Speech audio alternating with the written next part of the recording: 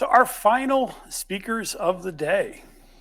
So I was a bit worried when Marcus LaFerrera and Ryan Kovar from Splunk were the first speakers at ATT&CK to ask me for a photo.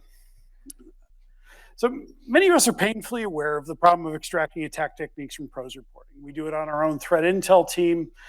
We've done research into it ourselves in the past. And so we're really interested in this problem. So as much as we'd love to convince everyone to share using structured formats like sticks, it's not the reality today. So looking forward to hearing about a new open source tool that might make cyber a little less hard. So please welcome to the stage, Ryan and Marcus. Thank you, Adam. Let's see, I think you have to stand. They said you have to stand there. Yes, boss. Yes, sit, Marcus. Sit. Okay, so we were asked to be the closers today, and Adam begged me to sing a song. I'm not going to do it this time. Maybe later. We'll see what happens for tonight. But first, before we go any further, this is a phenomenal venue. This is the first in real life conference I've been to since the end of the world occurred. So I'd like everyone to stand up for a second. Come on. Up, up, up, up. Don't embarrass me. My mom's watching. Please get up and then applaud the wonderful attack team, the conference, the AV guys. Doing this in person is huge. It feels real. I feel alive. Thank you. Now sit down. I'm done with you. Your participation is over. The clapping wasn't for you, Ryan. I know, it's for Adam and all the wonderful people. This is great. So we have a wonderful talk today, automating the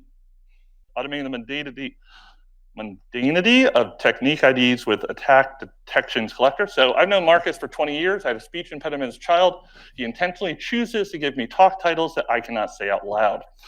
So thank you, Marcus. My pleasure. Let's see if this works. Boom. I would actually call this talk, Why is Cyber So Hard? Thank you, Adam. My name is Ryan Kovar. I've been at Splunk for 7 years, but before that, I had a real job for about 20.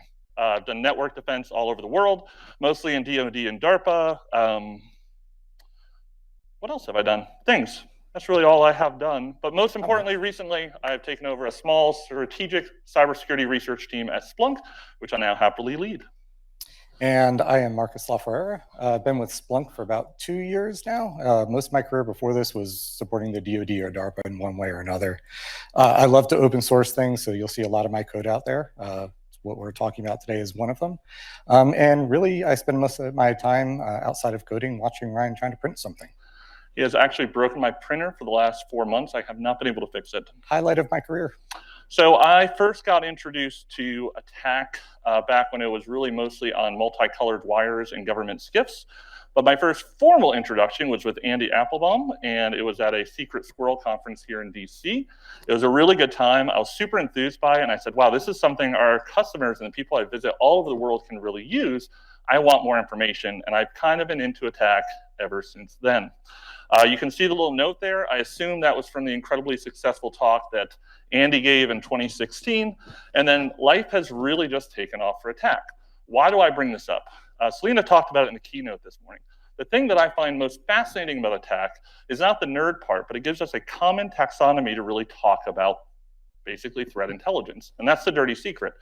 A lot of people just look at attack as a way to do SOC operations and detections, but it really is a formalized way to talk about threat intelligence, which I love. And that has taken off, especially with vendors. And I think if you look at the number of speakers today, we are very well represented, frankly. So here's a good example. We have Palo Alto, we have Sentinel, we have Splunk, and we're all using MITRE ATT&CK TTPs to map to our detections and content. Why? Because it makes it so much easier to talk about what we do and provide value back and forth. And we're not trying to explain things. It's just so much better and so much easier. Katie Nichols and I talked about this a couple years ago at Black Hat. And the big thing we talked about there was this provided a taxonomy for the CISO to the red teamer, to the blue teamer, to the purple teamer, to the yellow teamer, to any sort of color teamer you want to have. And it really gave this way for us to speak. And it hasn't really happened before. But those TTPs, man, sometimes they're hard to get to. They are buried, right? Like when I look at these, eventually, this is a report from CISA, wonderful piece of prose. Once again, Selena kind of referred to this earlier today. It's all in there, but like, except for like 6 people in this room, maybe 7, I don't know if Blake is still here. Like, I'm not gonna remember off the top of my head what T1505.003 is. Anyone off the top who isn't from MITRE? Anyone from MITRE? Okay. Okay, give that guy a raise. One person out of the 490 who are still in the room? Yeah, you guys get my joke. So that's not really helpful, right? It's helpful for us to go back through later, but short of clicking that link, I'm not really getting the information I need. I love this new methodology that people are doing. Very similar, if you're in the government world, to a Terra line at the bottom where you've made unclassified indicators. Now people are making a table of the indicators, or in this case, the TTPs, tactic and technique, but now it's disassociated from everything, and I still have to cut and paste. I'm still having problems. This little thing called SolarWinds happened. You might have heard of it. It was a little bit of a big deal. Why am I talking about this? There were a lot of reports that were created very quickly from a lot of vendors and governments, FireEye, Microsoft, CISA, all sorts of people. And I was desperately trying to work. One of the things that my team at Surge does is a lot of the rapid response for Splunk. We're the first out the gate. We try to get a blog out with as much information as we have as fast as possible. So I'm frantically going through all these reports. I'm cutting and pasting. I'm putting them into an Excel spreadsheet. I'm trying to get this through. We write a blog. I'm mapping it through. And I create a super, super duper useful 869-page PDF. To the 3 people who downloaded it, thank you. But that's really not good enough. And now I'm lazy. And I just said, I'm just going to hire this guy to go make this better for me. So I did. There's got to be a better way, right? Let's see. And there is. We'd like to introduce you to ATT&CK Detections Collector. We've open sourced it a few months ago, but we've been using it on the team for a little bit over a year now. We designed it to help simplify a lot of our processes for producing the detections that we have and mapping it to attack techniques. And really, it was meant to save Ryan about 6 hours of copying and pasting, as much as I enjoyed watching that. I do want to highlight, this is open source, Apache 2.0 license, ready to go. Anyone can use it today. A lot of our examples are obviously going to be Splunk focused because we work there and that's what we're producing this content for. However, it's a Python library. It's really simple. It's extremely portable. And if you have a dev on your team or you want to use it in your own pipeline, it's readily available to do that outside of Splunk content as well. There we go. Installing it, super simple. Clone the repo, go ahead and install the requirements, and you're pretty much ready to go. There's not much else to it. Once you run it, you can do it in a couple of different ways. If you know what techniques you want to find detections for, go ahead and put them in there in the command line, one at a time, several of them, it's up to you. Or in most cases, the way we end up using it, if there's a vendor report or a CISA alert or something like that, whereas Ryan highlighted earlier, those attack techniques are everywhere. All you have to do is throw the URL in there. ADC will automatically go ahead and automatically scrape all those attack techniques and go ahead and map those to your detections. In both cases, the output is going to be an HTML table, which this is about as pretty as I can make it. As Ryan will attest, I don't do pretty UI, I do pretty code. No Pepe, comment? it's all Okay. Pepe. I was waiting for and as you can see, we have a few columns here.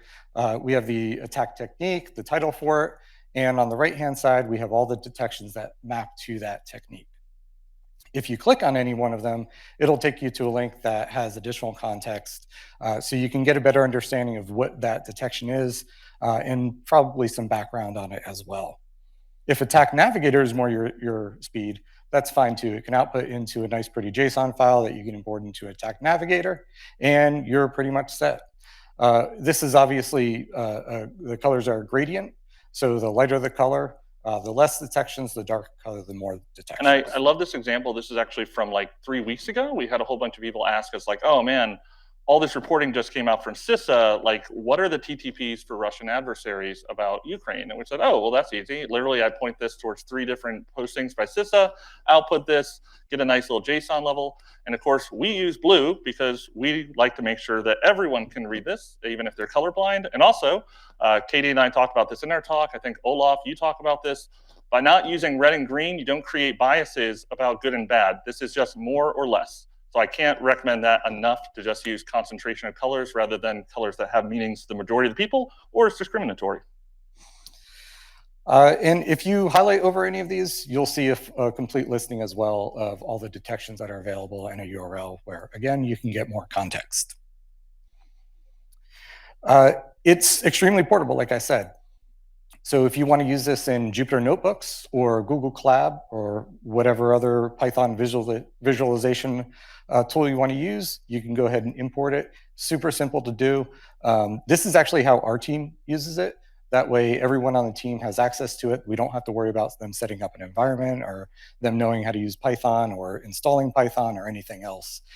So those are that are less command line savvy or Python savvy. This is a great way to do it. So we just have our team go ahead, put in the URL or the technique IDs and spit out the table, and then we can go ahead and use it how we need to. Which made my life much easier. So we've been using this pretty actively since I think about July. I went from about 4 or 5 hours to get all that data out and formatted and reviewed to about 35 seconds, which paid for Marcus's salary for about 5 minutes. Good investment by me. That's how I figure it. What I love about this is, we're using it for Splunk. That's who pays for most of my clothing. But this is useful for anyone who just wants to extract that text out. If you use a different vendor, fork the repo, make it work for you. That's all cool. That's what we're here for. But it really provides the input that I need from just the things that I'm trying to pull out to improve my detections. And if I go back to Haley's talk from earlier today, like, we need that information faster, better, more, gooder. This gets it to me in a nice, well, it's not a nice table, but it's a table. It's a work improvement. So. Yeah, in a couple of other use cases we've used it for outside of the obvious blogging is to be able to get a better understanding of some adversarial capabilities, so we can kind of map that to future research or future projects that we want to focus on as well. So with that, that's all we have. We didn't want to take up all the time because we're in between you and alcohol. And for the user at home, I hope you already started drinking, frankly. So thank you.